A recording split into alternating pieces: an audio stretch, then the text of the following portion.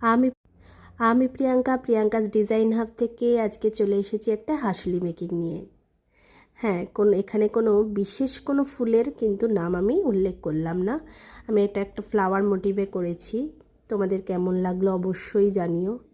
আর যারা নতুন কাজ করছো তাদের জন্য বলবো, এত পাতলা পাপড়ি কিন্তু সহজেই ভেঙে যাবে ক্লেতে।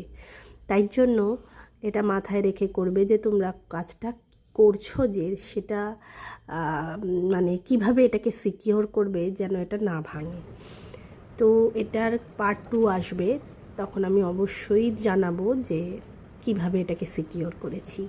তার জন্য অপেক্ষা করতে হবে। আর তোমাদের কাজটা কেমন লাগলো অবশ্যই জানিও। এই সুন্দরভাবে করবার জন্য তোমাদের একটু ক্লেটাকে শক্ত করে নিয়ে তারপরে শেপ দিতে হবে। অবশ্যই ভালো লাগলে একটা লাইক, শেয়ার, সাবস্ক্রাইব করে দেবে চ্যানেলটাকে।